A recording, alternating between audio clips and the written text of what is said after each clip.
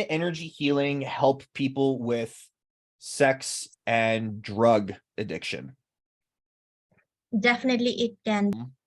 What are some things that a person could do to just like introduce themselves into healing or rebalancing the root chakra? Like, will something like yoga help heal the root chakra? Hey everyone, welcome. I am Coach Wolverine, and today I have Alina from Energy Healing, Tarot, and Astrology Reading YouTube channel. Today she's going to enlighten us with 10 common signs of root chakra imbalance and how to heal them. So Alina, whenever you are ready, please take it away. Hello, everyone. I'm so glad to connect with all of you in another episode. So today we're going to talk about 10 uncommon signs of root chakra imbalance. So as you know that we live in this third dimensional reality where we have polarities, right? We have the negative emotion, we have the positive emotion. We have the day and we have the night. And as you can see this on the positive spectrum, the positive emotion that we get to feel related to root chakra is courage, safety, protection, willpower, determination. And on the negative polarity, we experience emotion and energy related to anger, fear, phobia, accidents, attacks, mental illness, drug addiction. All right, so many of you know this thing that our root chakra governs the region from our lower back to our feet, right? And everything that is in between, like our lower back, our reproductive organ, our hands, our knees, our ankle and feet. Now, I would like to ask Coach Wolverine that what do you think that when you are working in your kitchen, when you are cooking, how does your root chakra comes into play? That's a really good question. I've actually never thought of that before. Yeah, outside of what you just said and keeping myself grounded, as I know that's what the root chakra is for. And I'm also aware that my root chakra is very out of balance. I've been told by many energy healers. I don't know how it would affect in the kitchen. Well, the first thing is remember that root chakra also governs your hands. So how your hand is taking action in the kitchen. Oh, cooking, preparing. Definitely. So when you're chopping vegetables, okay, your hands is taking repetitive action to prepare the dish. And also your brain is multitasking. You know what is in the microwave, what is on the gas stove, how much time it will require for each of the dish to get prepared, right? Makes sense. All right. So when you are giving coaching sessions to your clients, how does your root chakra comes into play there? I know for myself, it keeps me I keep myself grounded. So when I'm coaching, I have to have my feet flat on the floor. And then I also talk a lot with my hands as well. And I know that the more expressive I am with my hands, the more energy I'm putting forward. And I've even noticed that in myself with my contents as well. Okay, let me try to bring that on, explain it in a different perspective, all right? Sure. Okay, so our root chakra is all about safety, security, comfort. Okay. Right? Okay, so when you are talking to a client, you are providing a safe place for them so they can be vulnerable, so they can feel safe to talk about their insecurities. So you can now show them how to be confident because you are a confident coach. Right. Okay. Okay. I never thought of it that how much that actually takes into place there, but yeah, that totally makes sense. All right. So how your other chakras will come into play when you're coaching your client? Sacral chakra. Sacral chakra would be, so I listen to my sacral chakra for intuition. So I know when to interject in a conversation or when a client is going on, say, an explanation as to when to interject myself to be like, hold on, this is a point that needs to be touched on, not just quickly grazed over. I know throat chakra would be to, my voice and having the Asking them confidence. questions. Yeah, asking them questions and then being able to hold power and space for that. And then for How about your heart chakra? the feeling, being able to completely empathize with where they're at. And to be vulnerable with them, you provide trust. So they will trust you, open their heart to you, and you also open their heart to them so you can teach them. Not teach them, I meant coach them Right. in the right way. Yeah. Makes All right. sense. And how does the solar plexus will come into play?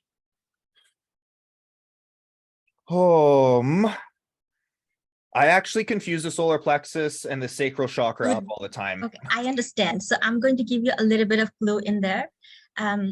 Solar plexus is about personal power, confidence. So how does your confidence comes into play when you're coaching someone else?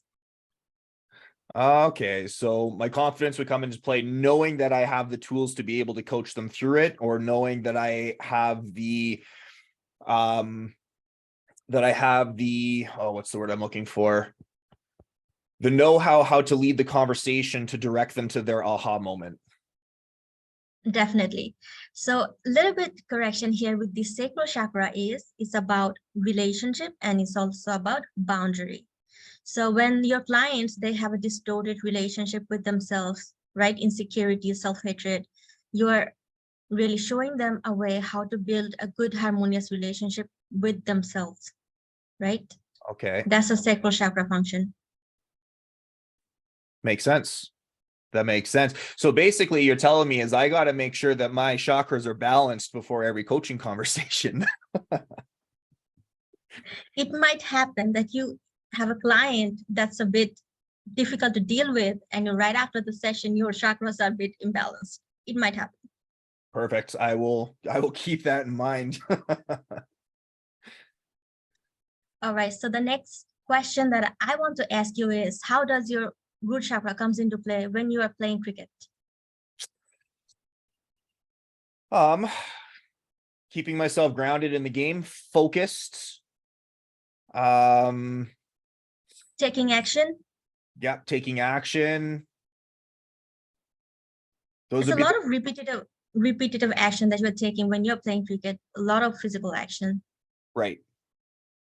Right. That is the reason why I wanted to show you the example for both the coaching and cricket, because those are different, but in those two different places, the root chakra functions in a different way.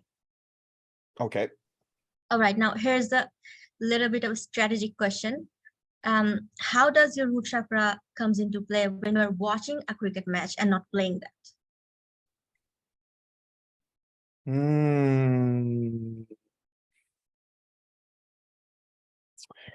If I was watching,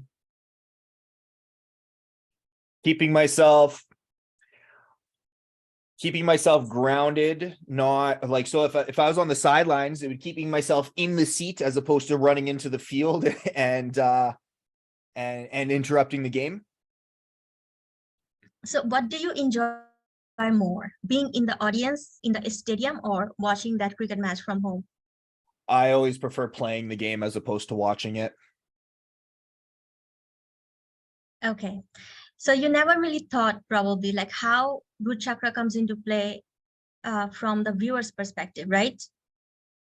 Correct. Okay, so here is the thing. The viewers, what is happening in the body and in the root chakra is, the root chakra is being energized by watching someone take action, by watching someone playing the game. Okay. This is exactly what happens when we watch movie, when we listen to music, when we watch the Tom Cruise's doing a stunt scene, jumping out the helicopter, we get that excitement, we get that thrill, that adrenaline rush by watching someone taking action. Okay, that makes sense. All right.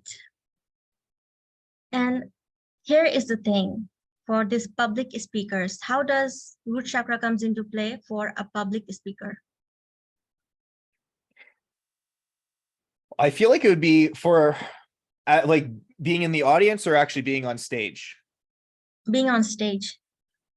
Well, would as of like I've been in the position of being in a public speaking situation and keeping oneself grounded during the session or during speaking and whatnot. I know when I was feeling ungrounded, basically I felt like I was crumpling on stage due to nerves and whatnot. So I know that our root chakra definitely has to be activated when we're on stage to keep ourselves grounded and in the moment and balanced. Definitely. So you see a lot of people, they are intelligent, but they cannot do public speaking because they're nervous. So for public speaking, you need to be intelligent. You also need to be very, very confident, right? Right. Okay. And now looking at the next picture, how root chakra comes into play when a musician is performing on the stage. I feel like it would be exactly the same way too, because I myself I play guitar as well, and Me too. do you? Oh, cool. And I've never done it for anybody on stage other than at like talent shows, but I remember that like it was almost more difficult for me to play guitar on stage than it is to do speaking on stage.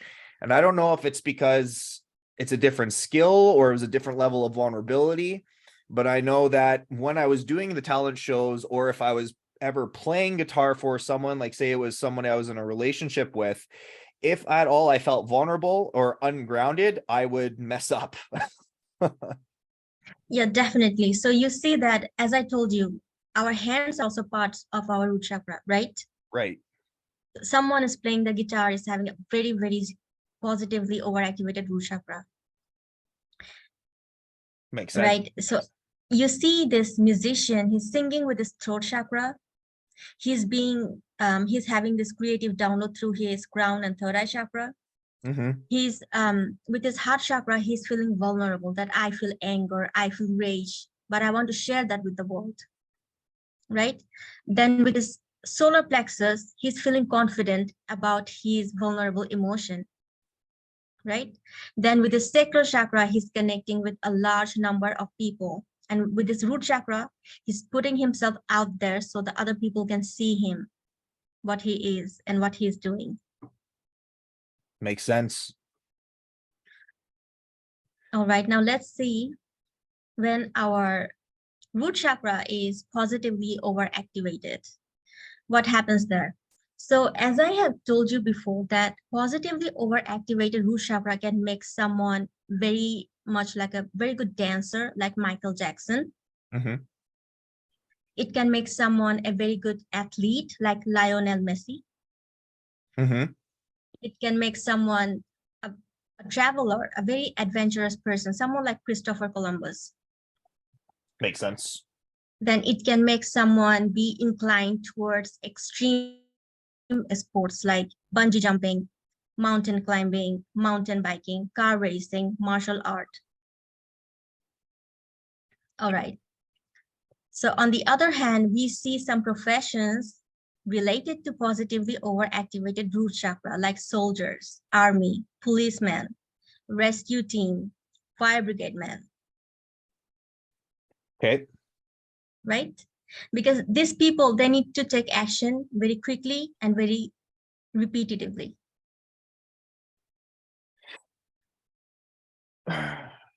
So one thing that is there like a double-edged sword with that? Because I know like I've met lots of people either in military or RCMP or firefighters, or like even myself when I was back in the nightclubs and managing the security team, that it was a very on and off situation where when they were in that field, like in their line of duty, like everything was on and activated, but taking the person outside of the line of duty, it's almost like they weren't able to still ground themselves outside of the identity of being a policeman or a firefighter or a military personnel. Is there a correlation with that? Definitely. And I was going to talk about that in our another episode, but I'm very glad that you brought this up, because what happens here is that, listen, our chakras, they get active or underactivated in certain situations, Mhm. like in the morning, our upper chakras are more activated.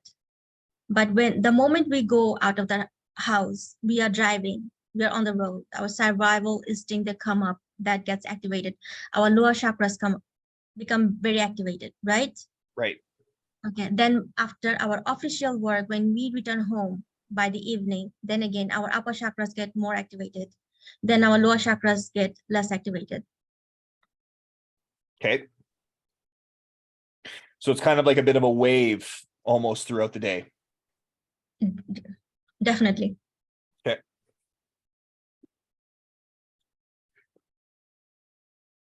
Okay, the next thing we have is when our root chakra is negatively overactivated, what happens there?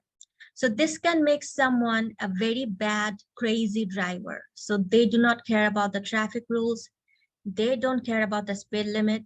They can hit and run. They don't care. And they can injure themselves, and they can also injure others, right? Right. Because what happens is when someone's root chakra is imbalanced, it is possible that the other chakras are also imbalanced. Okay. Right? So when these people are driving, they don't follow the logic. Before they could think, they take the action. Like, okay, I'm pissed off. I want to speed up, and I speed up. I don't care if anyone dies in the process. I don't care if I die in the process. Makes sense. Okay. So these people can be terrorists as well, because like I told you, that these people, they don't have a very rational mind. Their mind, the crown chakra is also imbalanced. So they don't consider people as people. They can do inhuman things like robbery, hijacking, murder. This can make someone a sexual predator. This can make someone be inclined towards child pornography and all kind of abnormal sexual behavior like BDSM, bestiality. And you know that our porn industry is the projection of negatively overactivated root chakra. Totally makes sense. Yep. All right, now you see in this picture, there's this abuser and this victim. Now tell me, whose root chakra is negatively overactivated? Well, the abusers would be, as he's acting out in that way, but with the victim in that situation, could she not also have it overactivated if she was in a state of fight or flight? Definitely, because the thing is, both of the victim and the abuser, they have negatively overactivated root chakra. The victim is receiving that attack, and the abuser is projecting that attack. Gotcha. So both of them need to balance their root chakra.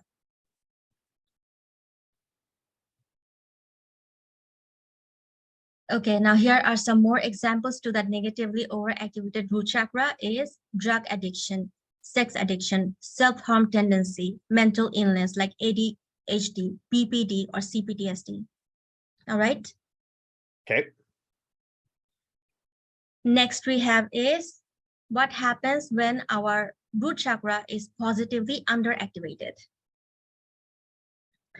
So these people are good drivers. They care about people and also about themselves. When they go on the road, they follow the traffic rules, they follow the traffic signals and speed limits, because they understand that if they die, their family will suffer. So that is a reason why they don't engage in this crazy car racing things. They drive safe. Another example that I want to give to you is about what had happened during coronavirus. So we had very intense travel restrictions, right? All over the world. Yep. Some people followed this very well, but other people did not follow that.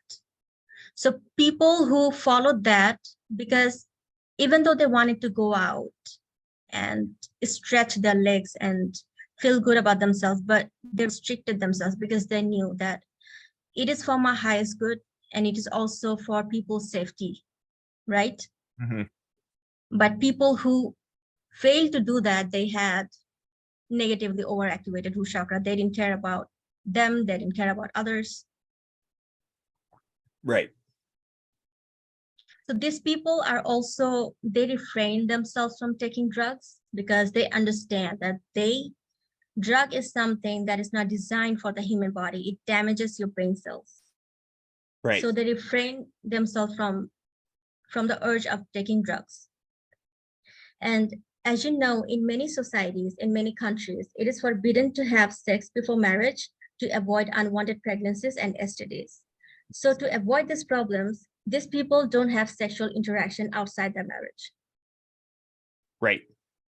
That's how their root chakra is positively underactivated. Makes sense. Okay, now let's see what happens when our root chakra is negatively underactivated. All right, so these people could be very tall, very big, very strong, but still be very coward mentally, right?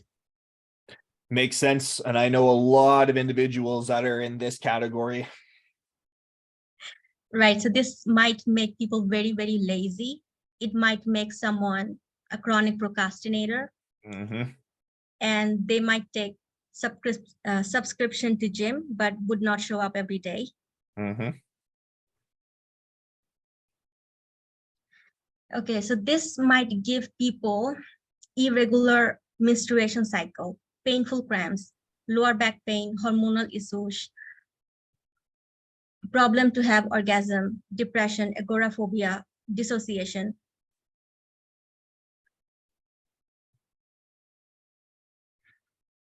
And how to heal your root chakra. Crystals. Tell me, what is your favorite crystal? My favorite crystal, amethyst. Mine too. Is it? It is. It helps with the third eye and anxiety and stuff. It helps you to sleep better. Yeah, that makes sense. That makes sense. It's amethyst just speaks different to me. It's actually why I have my sleeve is purple, is and it's the amethyst colors because of that. Great. So we're talking about the root chakra here. So people who have imbalanced root chakra can go for red coral, red jasper, red carnelian. Black tourmaline is also good. There are other options as well. They can go on internet and check. You can also buy different crystals and see which one you feel drawn to, which one suits you better. You can use them as jewelry. You can also keep them under your pillow, in your pocket, however you feel comfortable. Makes sense. I'm pretty sure I've either got tourmaline or black obsidian, and I do believe I have some black onyx as well. Great.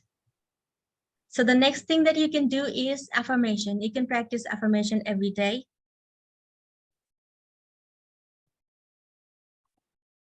The next thing and very important thing that you should do is cut down on toxic people, because if your friends are drug addicted, it is possible that you will also become drug addicted. And if you're trying to recover from drugs and you have friends that take drugs, it will be impossible for you to recover from that. Yep. And if you are in a toxic relationship dynamic, probably it's a life partner or family members, no matter whoever that is, cut down that person. There is no meaning that you will be receiving this abusive behavior towards yourself in any way. So what would be like a one-liner piece of advice that you would give to somebody who is a perpetual people pleaser and is unable to cut cords off of toxic people like this? All right. First of all, energetically, you can do cord cutting. Okay. So the energetic entanglement that you guys have formed in the quantum field, that will be dissolved. All right. Okay. Then codependency happens from overactivated heart chakra, negatively overactivated heart chakra, which we will talk about in our next episode. Ooh. And when you're going to balance your heart chakra, you will feel that, okay, this is what are the people that I should open my heart to. This is what are the people that I should help. And this is what the bunch of people that I should close my door, because I'm not going to open my heart out to toxic people who want to take advantage of me.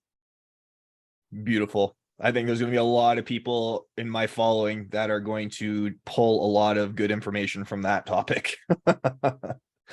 Definitely. The next thing that you can do for yourself is building good habits. So if you're someone who has anger outbursts, BPD episodes, before thinking anything, you just start cursing people, and later you regret, like, what have I said? I shouldn't have said this. I shouldn't have done this. These are the things that can be built with habits. Like anytime you have these episodes, how you can distract yourself. Like, okay, I'm going to count from 1 to 10. I'm going to take 10 deep breaths, and I'm going to try to ground myself, hold the crystal in my hand until I feel relaxed enough, and then talk. Right? Right. So these things you can develop through patience and practice. And with alcohol as well, when you're having the urge to take alcohol, what you can do to distract yourself, to shift towards, because people take alcohol because they want to find comfort. Either they're looking for entertainment, adrenaline rush, or they're trying to find comfort. So if you have your comfort from somewhere else, like a person in your life that can give you that comfort, something like painting, or something like helping others, like you doing life coaching, something like crystals or meditating, connecting with the source. There's so many other ways to find that comfort, right? Why would you go for a lower vibrational thing like alcohol? Well, I know in my experience of just seeing people, like in my past life when I was managing the nightclub, I find the reason alcohol is so abused the way it is because it's socially acceptable and it's easily accessible. It's also the one drug where if a person was to offer you some and you decline or say no, the person who declined is looked as a weirdo, or like they're a reject of society. Like, what do you mean you don't drink? What do you mean you don't want to have a beer? And it's a big problem. I agree with you on all of this, and that's what I learned in the clubs was 80% of the people that went to the nightclubs weren't even there to have fun. They were going there to drown their problems in alcohol because it was so easily acceptable. And when people go through a breakup, what's usually the first recommendation that their friends be like, oh, it's like, well, let's go get drunk tonight, which I don't agree with. Yeah, definitely. So same here in my country as well, because we have very restricted distribution related to alcohol, and it is very difficult to sell alcohol. That's the reason why most people are not dependent on alcohol, but they're dependent on other kind of drugs. Okay. See, yeah, alcohol here is in Canada. Like, I within 5 blocks of my house, there are 3 liquor stores.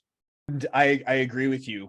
I don't think that we should have this many liquor stores. The most people that drink shouldn't be drinking. It's not good. I've seen too many people wreck their lives with alcohol. Okay, so the other example that I want to mention here is about mindless shopping and mindless spending of money. Mm-hmm. That also related to root chakra.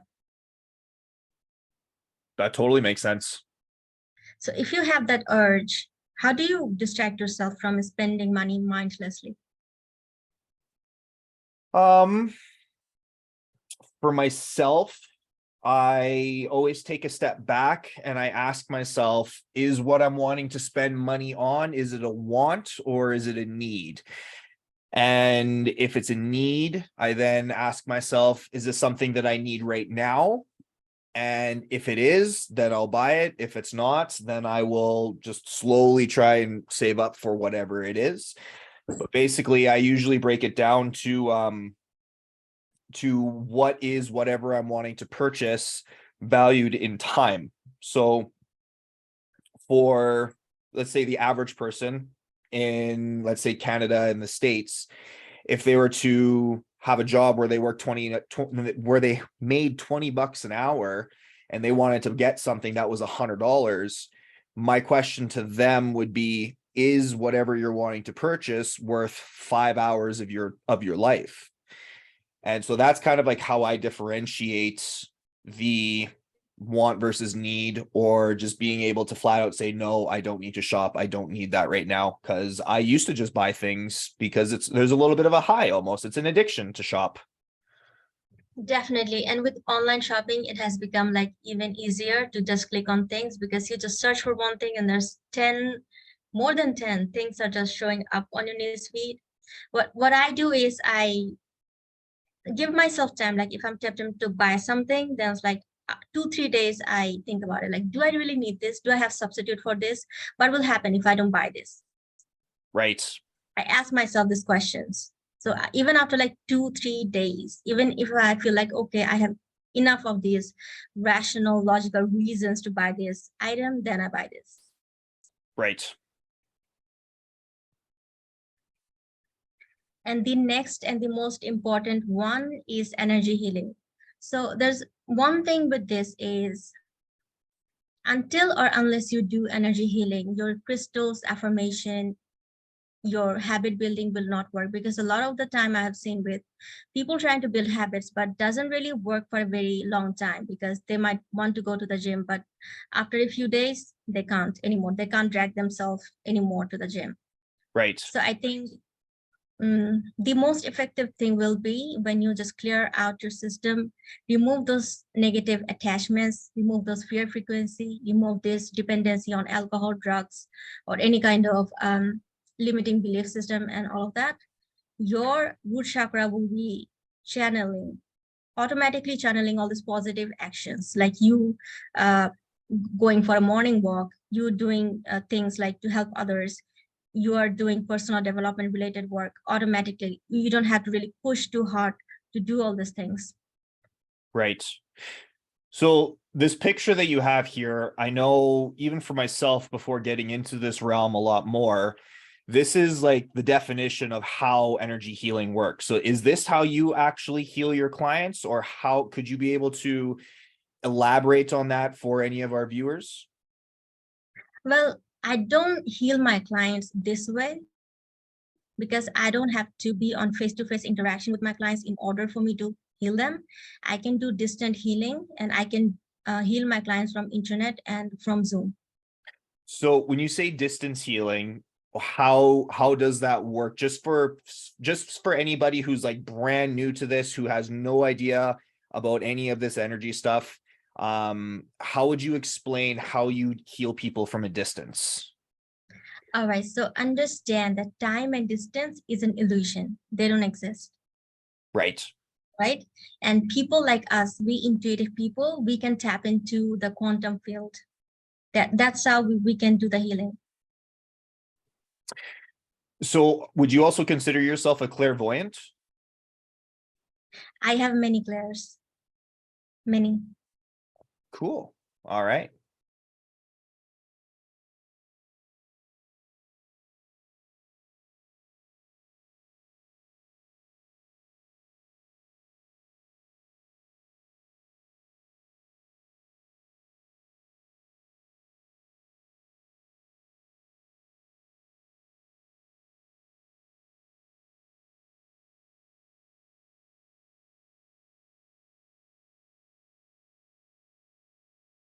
This is all right. So can energy healing help people with sex and drug addiction? Definitely it can, because I have seen that when people try to do it otherwise, like distracting themselves and trying to build good habits, what happens is it will feel like the brain is in a pressure cooker. It will consume that, like they're very thirsty, they want water, but they're telling themselves that no, I will not drink water, I'll take another form of liquid. And that liquid, my brain doesn't take that as much of a comforting thing to quench my thirst, but I'll go with that.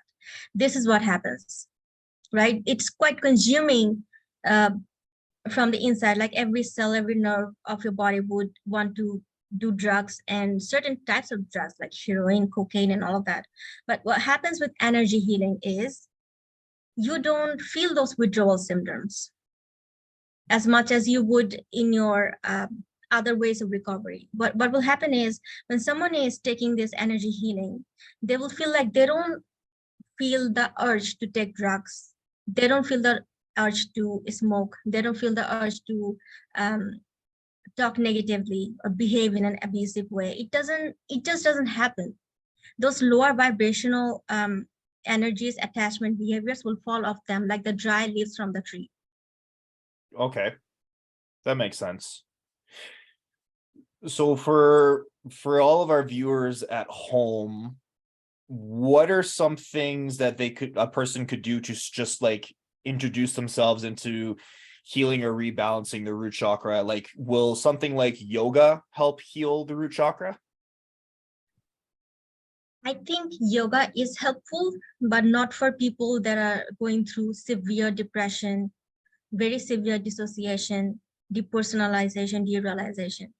Yoga is suitable for certain people, but not for people that are going through chronic physical or mental illness. What will happen is they might get more triggered in the process because the body keeps the trauma. So when they're doing that, they get more traumatized.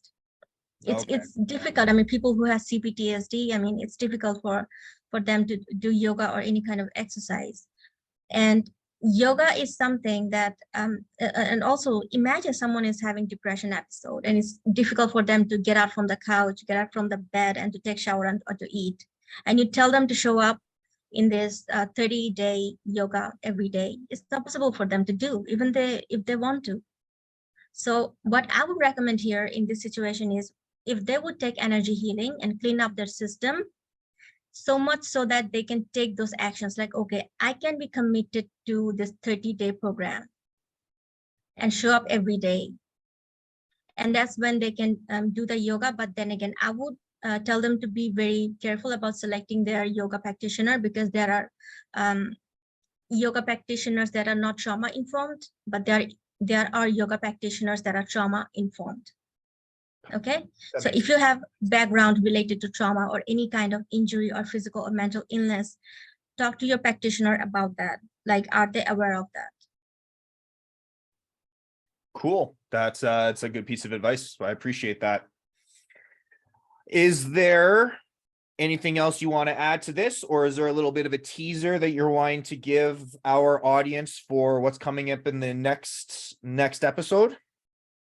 In the next episode, we will talk about these 10 uncommon signs about sacral chakra imbalance and how to heal them. Ooh, that'll be a good one. I know that's one that I need. All right. And nothing else to add to this one? Any other points that you're wanting to touch on for this, or is this all for information today? Yeah, I guess this is it. All right. Well, thank you very much, Alina, for your time. I know I have enjoyed this. I learned a lot from this. I'm going to go back and rewatch this myself. And to our viewers, please like, share, and subscribe. Your support is greatly appreciated. If you have any questions on any of this stuff, feel free to reach out to me or Alina. Our contacts will be in the show notes below. And outside of that, look forward to seeing you again on the next episode. Take care, everyone.